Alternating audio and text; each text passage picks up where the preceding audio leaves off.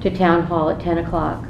I had actually arranged this before the burglaries happened, but now that they've happened, it seems to be perfect timing.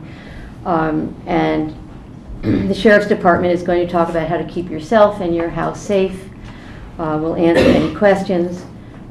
He will be here at 10 o'clock on Saturday morning, so if any of you would like to come, or if you know anybody who would like to come and avail themselves of this information, it would be very good. In February, from the 14th to the 17th, Councilwoman Johanna Schaefer and I attended the annual meeting of the New York Association of Towns. They were very busy, two days of meetings, really. Aside from the constant determination of the New York Association of Towns and their lobbying to maintain what is called home rule, which is protecting our independence and integrity as towns, and not allowing our town uniqueness nor our right to provide for our citizens a local responsive governance to be undermined by either state or county regulation. There were really two main themes of concern for all municipalities that were simply addressed in all the sessions from different little points of view or different parts of them. First, there were the needs of all towns to have updated, relevant, comprehensive plans. And second, the needs of towns to find ways to meet the needs of their communities in this current difficult economic climate. The many discussions on creating a comprehensive plan, updating and revising a plan, and regularly reviewing a plan were filled with useful information and were very affirming as we in Stanford dedicate ourselves to completing publicly, thoroughly, and efficiently our own comprehensive plan, which is the vision of the citizens of Stanford for future growth and the quality of life here in the town. The sessions that were helpful in maintaining a good budget that will allow the town's work to get done without overly burdening the residents dealt with all aspects of managing our tax dollars wisely and carefully. Updated information on labor negotiating, grant and funding sources, competitive bidding for town expenses, models of shared services and purchasing.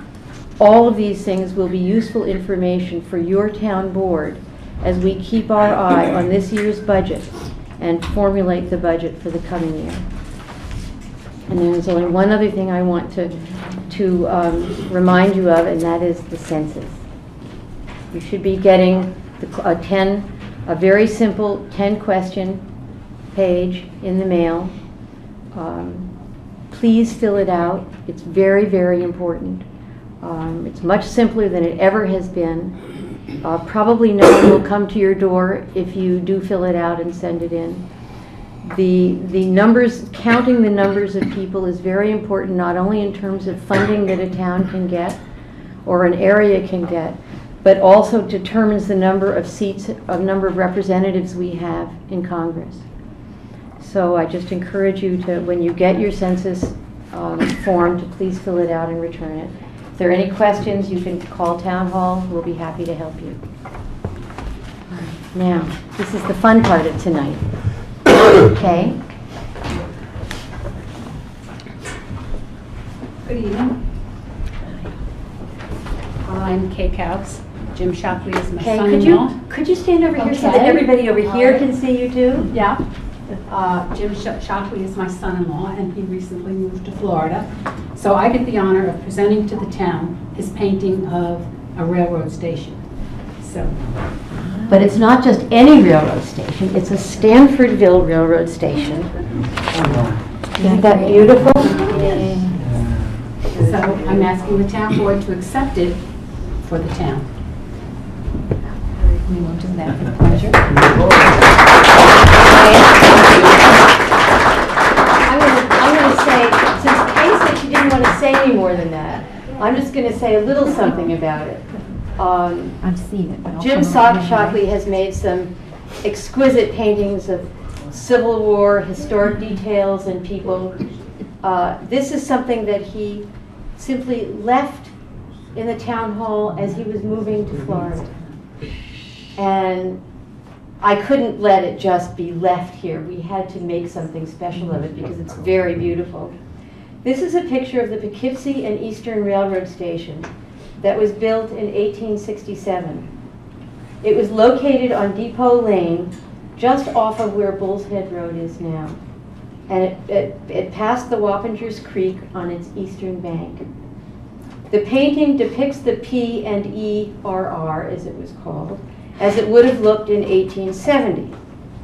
The view is from where Bull's Head Road is now, so if you look down from Bull's Head Road, it would have been on the left. And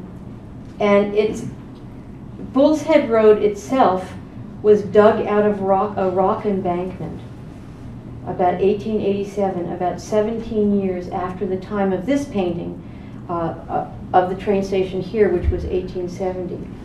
So you can see the rock there to get a sense of that the terrain was that way. The railroad tracks traversed both sides of the station. Express or non-passenger trains did not stop at the station, but they would just go on by, and they would pass by on the track to the right. Local passenger trains would use the left track that's very near the station. Most passenger trains in the county in 1870 were 3 to 5 cars in length, and they could easily be sidetracked close to the station when needed. The trains at the time were large coal or wood-burning steam engines of the type pictured here. They would stop in Stanford regularly to drop off and pick up passengers. And Jim has assured us that the trains really were as colorful as that one. There were many trains crisscrossing Dutchess County back then, and people would get from one place to another by train. It's hard to imagine now, but they would.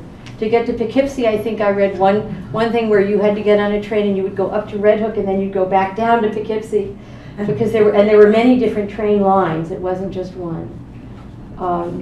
The station house also held a telegraph office, and among the other historical treasures, under the care of our town historian, Dot Burdick, Stanford has the original telegraph key from that train station. Pretty neat, huh? This used to belong to Dot, but she has graciously donated it to be part of the preserved history of our town.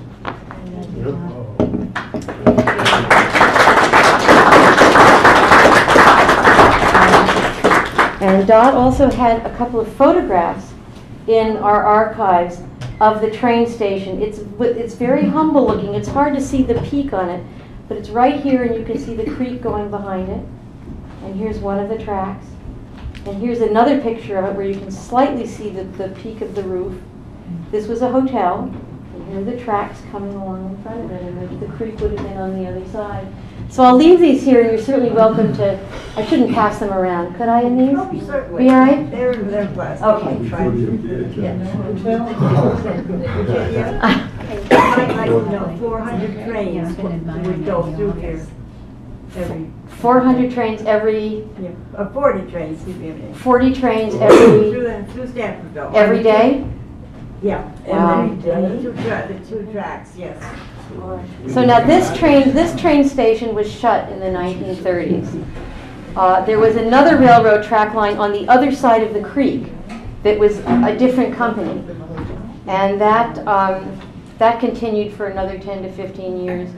And then when it shut down, I think pretty much train traffic in Stanford was gone. This station area became long